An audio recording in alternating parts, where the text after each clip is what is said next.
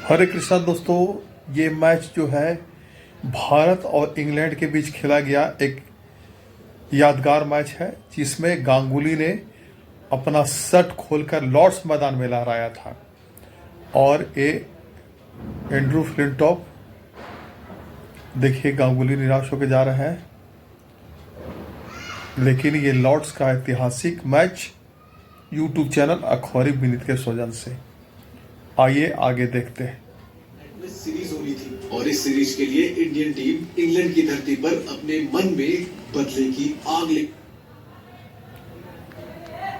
Flintoff ने नासिर हुसैन के साथ मिलकर इंडियन टीम के गेंदबाजों की धज्जियां उड़ा दी। क्या जहीर खान, क्या आशीष नेहरा, क्या अनिल कुंबले और क्या हरभजन सिंह। इंडियन कप्तान सौरव गांगुली ने अपनी तरकस के सारे तीर चला दिए, लेकिन बाउंड्री का ऐसा कोना नहीं बचा जहां पर फ्लिंटॉफ और नासिर हुसैन ने गेंद को ना भेजा हो। इस दौरान नासिर हुसैन ने पारी के 45वें ओवर में अपना शतक भी पूरा कर लिया और इंग्लैंड का स्कोर 300 रनों के पार पहुंचा दिया। पारी के 48वें ओवर में जब इंग्लैंड का स्कोर 312 रन था, तब नासिर हुसैन 115 रन बनाकर आशीष नेहरा की गेंद पर बोल्ड होकर पवेलियन चले जाते हैं, लेकिन तब तक वो इंग्लैंड को स्ट्रॉन्ग पोजीशन में पहुंचा चुके थे।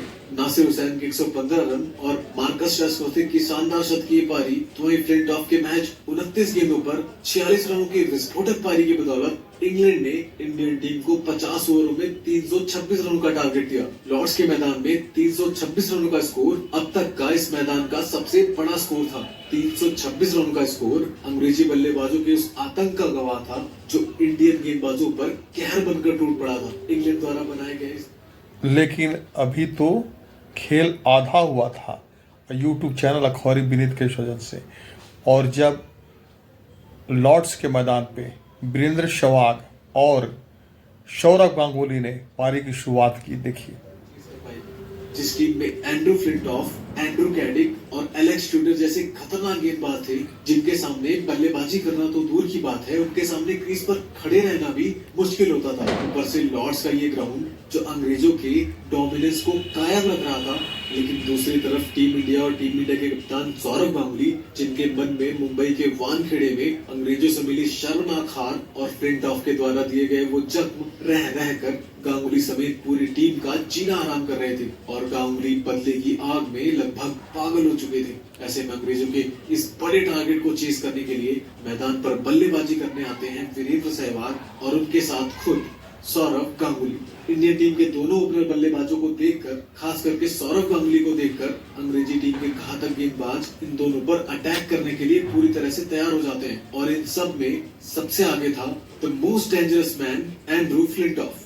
उसने जैसे देखा कि ओपनिंग के लिए इंडियन कैप्टन सौरव गांगुली आ रहे हैं, तो उसने अपने कैप्टन नासिर हुसैन से कहा कि मेरा शिकार आ रहा है, गेंदबाजी मैं करूंगा, मैं इसको पहले ओवर में आउट नहीं बल्कि इसे रिटायर हट करके भेजूंगा। और फिर शुरू होता है ये ऐतिहासिक मुकाबला।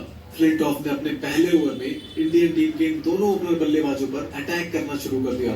फ्लिंटॉफ का अटैक इतना खतरनाक था कि पहले ओवर में इंडियन टीम के इन दोनों बल्लेबाजों के लिए रन बनाना तो दूर की बात थी, अपना सर बचाना भारी पड़ रहा था, जिसकी वजह से पहले ओवर में महज 1 रन बने।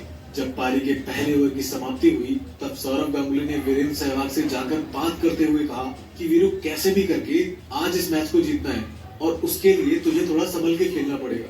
लेकिन सहवाग तो ठहरे सहवाग ने पारी के दूसरे ही ओवर में गेंदबाजी करने आए एलेक्स ट्यूडर के ओवर की तीसरी गेंद पर खूबसूरत चौका लगाकर जंग की शुरुआत कर दी। वीरू के बाद दादा ने भी अपने तरकस से शॉट निकालकर अंग्रेजी गेंदबाजों को ठोकना शुरू कर दिया। 5वें ओवर तक टीम इंडिया का स्कोर 30 रनों के पार पहुंच चुका था। इसी बीच एक बार फिर से पारी का 7वां ओवर लेकर आया एलेक्स ट्यूडर के इस ओवर में वीरेंद्र सहवाग ने बैक टू बैक 2 चौके और दादा ने गगनचुंबी छक्का लगाकर इस ओवर से कुल 15 रन ठोक डाले। दादा और वीरू ने इंग्लैंड टीम के कप्तान नासिर हुसैन को इशारों में समझा दिया कि आज वो अंग्रेजी टीम को खून के आंसू रुलाने वाले हैं।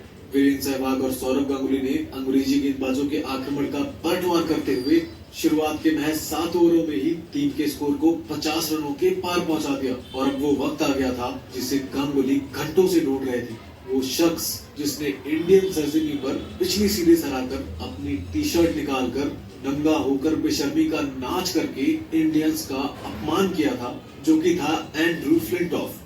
दादा और वीरू द्वारा अंग्रेजी गेंदबाजों की ठुकाई को देखकर अहंकारी फ्लिंटॉफ समझ गया था कि ठुकाई सबकी हुई है तो ठुकाई हमारी भी होगी। लेकिन एंड्रू फ्लिंटॉफ की पहली गेंद पर दादा ने जो सम्मान दिया उसे देखकर फ्लिंटॉफ को लगा कि गांगुली सब भूल चुके हैं और हो भी सकता है कि एक बाप ने अपने बेटे को माफ कर दिया। लेकिन अपनी इस भूल में फ्लिंटॉफ ने दादा को अगली गेंद बाउंसर मार दी। लेकिन गांगुली पहले से ही तैयार थे, वो जानते थे कि फ्लिंटॉफ बाउंसर जरूर ट्राई करेगा। दादा ने फ्लिंटॉफ के इस बाउंसर को थोड़ा सा बैक फुट पर जाके मिड ऑफ के ऊपर से गगनचुंबी छक्का लगा दिया और इसी के साथ फ्लिंटॉफ को ये एहसास दिला दिया कि आज कुछ ऐसा होने वाला है जिसके लिए इंग्लैंड बिल्कुल भी तैयार नहीं है। लेकिन दादा के इस गगनचुंबी छक्के से भी फ्लिंटॉफ समझने को तैयार नहीं था और उसने अपनी अगली गेंद दादा के पैरों पर मारनी चाहिए, लेकिन दादा ने कदमों का शानदार इस्तेमाल करके उस गेंद को भी बाउंड्री के बाहर भेज दिया। बैक टू बैक 2 बाउंड्रीज मारने के बाद दादा ने फ्लिंटॉफ के ओवर की बची अगली 4 गेंदों पर 2 चौके और जड़कर इस ओवर में कुल 20 रन कूद डाले। फ्लिंटॉफ के घमंड को तोड़ते हुए मैच 32 गेंदों में अपनी हाफ सेंचुरी पूरी कर ली। दादा के बाद वीरेंद्र सहवाग ने भी विस्फोटक प्रहार प्रारंभ कर दिया। इस दौरान सौरव गांगुली और वीरेंद्र कर रखना था। इस दौरान मोहम्मद कैफ ने हरभजन सिंह से कहा कि आप सिंगल लेकर खेलो और ज्यादातर स्ट्राइक मुझे दो। लेकिन हरभजन सिंह ठहरे पंजाबी, उन्होंने पारी के 46वें ओवर में एंड्रू फ्लिंटॉफ को एक जोरदार छक्का जड़ दिया और इंडियन टीम के स्कोर को 300 रनों के पार पहुंचा दिया और इसी के साथ पूरे देश को एहसास दिला दिया कि जब बात आती है देश की शान की तो पंजाबी शेर किसी से भी पीछे नहीं रहते। हरभजन सिंह और मोहम्मद कैफ की इस पारी को देखकर ऐसा लग रहा था कि दोनों आज भारत की नैया को पार लगा देंगे। लेकिन इसी बीच फ्लिंटॉफ की एक गेंद पर हरभजन बोल्ड हो जाते हैं। हालांकि आउट होने से पहले हरभजन सिंह ने अपनी छोटी सी पारी से मोहम्मद कैफ के इस संघर्ष में जान डालने का काम कर दिया था। अब इंडियन टीम को जीत के लिए 15 गेंदों पर 12 रनों की जरूरत थी और क्रीज पर थे मोहम्मद कैफ। सब कुछ आसान लग रहा था, लेकिन हरभजन सिंह के आउट हो जाने के बाद मैदान पर बल्लेबाजी करने आए अनिल कुंबले भी फ्लिंटॉफ के इसी ओवर में 2 गेंद डॉट खेलने के बाद अगली गेंद पर आउट होकर वापस चले जाते हैं। लगातार 2 विकेट गिरने के बाद पूरा इंडियन खेमा सहम सा गया था और फ्लिंटॉफ का आतंक उस ओवर में चरम पर था, जिसमें पड़कर एक बार फिर से इंडियन टीम की बल्लेबाजी ताश के पत्तों की तरह बिखरने लगी। लेकिन इंग्लैंड और इंडियन टीम की हार के बीच इलाहाबाद का एक दुबला पतला सा नौजवान अभी भी सीना तान कर खड़ा हुआ था, जिसका नाम था कैफ, जिसे अंग्रेजों से जीत के सिवाय कुछ नहीं चाहिए था। मोहम्मद कैफ के अटल दृढ़ निश्चय को देखकर ऐसा लग रहा था कि आज मोहम्मद कैफ लॉर्ड्स के इस मैदान पर इतिहास लिखे बिना मानने वाले नहीं थे। अनिल कुंबले के बाद मैदान पर बल्लेबाजी करने आए जहीर खान और इंडियन टीम को जीत के लिए आखिरी ओवर में चाहिए थे 6 गेंद पर 7 रन। ऐसे में इंग्लैंड के कप्तान नासिर हुसैन पारी का आखिरी ओवर पॉल कॉलिंगवुड से कराना चाहते थे, लेकिन एंड्रू फ्लिंटॉफ जिद पर अड़ गया और उसने कहा कि मुझे करने दो, मैं गारंटी के साथ कैफ को आउट कर दूंगा और ये मैच जितवा दूंगा। अपने इसी अहंकार में फ्लिंटॉफ पारी का आखिरी ओवर लेकर आता है। फ्लिंटॉफ ने अपने ओवर की पहली गेंद 148 किलोमीटर पर आवर की रफ्तार से बाउंसर मोहम्मद कैफ पर दे मारी, लेकिन पहले से ही तैयार मोहम्मद कैफ ने फ्लिंटॉफ की इस जानलेवा बाउंसर पर जोर से बल्ला घुमाया और गेंद बल्ले का बाहरी किनारा लेते हुए थर्ड मैन को चीरती हुई बाउंड्री लाइन के बाहर 4 रन के लिए जा पहुंची।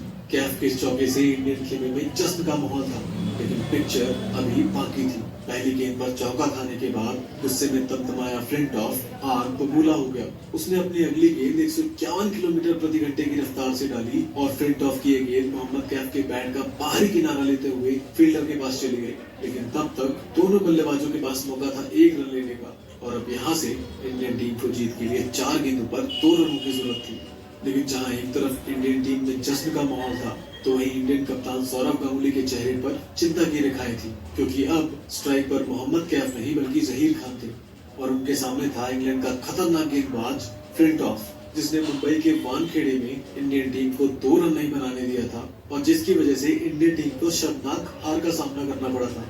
गुस्से से पागल फ्लिंटॉफ अपने ओवर की तीसरी गेंद को जहीर खान पर दे मारता है। जहीर खान ने अपना बल्ला जोर से चलाया, लेकिन गेंद और बैट का कोई संपर्क नहीं हुआ। फ्लिंटॉफ ने अपनी अगली गेंद जहीर खान की बॉडी में दे मारी। जहीर खान ने किसी तरीके से अपने आप को बचाया, लेकिन एक बार फिर से परिणाम 0 रहा। लगातार 2 गेंदों पर कोई रन नहीं बना और अब यहाँ से जीतने के लिए 2 गेंदों पर 2 रनों की जरूरत थी। पूरे देश में अब जश्न का माहौल मातम में बदल चुका था। सभी को ये लगने लगा था कि अब इंडियन टीम ये मुकाबला हार जाएगी। ऐसे में मोहम्मद कैफ जहीर खान के पास गए और उन्होंने जहीर से कहा कि बैट गेंद में लगे या ना लगे, लेकिन हमको रन भागना है, क्योंकि अब बात देश के आत्मसम्मान की है। रोमांच अपने चरम पर था। इंडियन दर्शक अब अपने नाखून चबा रहे थे। ऐसे में जब फ्लिंटॉफ ने ओवर की 5वीं गेंद डाली तो जहीर खान ने उस पर अपना बल्ला चला दिया और इस बार गेंद का संपर्क जहीर खान के बल्ले से हुआ और गेंद कवर के क्षेत्र में चली गई, जहां फील्डर ने मोहम्मद कैफ को रन आउट करने के लिए स्ट्राइकर एंड पर गेंद दे मारी, लेकिन मोहम्मद कैफ ने अपनी पूरी जान झोंक दी। फील्डर ने थ्रो किया और थ्रो स्टंप पे न लगते हुए फाइन लेग के क्षेत्र में चली गई, जहां पर 1 रन नहीं होना चाहिए था। यहाँ पर इन दोनों बल्लेबाजों ने अपनी जान जोखिम में डालकर 2 रन निकाल लिए और इंडियन टीम को एक ऐतिहासिक जीत दिला दी। मोहम्मद कैफ की और उसके बाद गांगुली का जो शट निकाल के उन्होंने लहराया वो देखने लायक था लॉर्ड्स मैदान पे। और देखिए ये गांगुली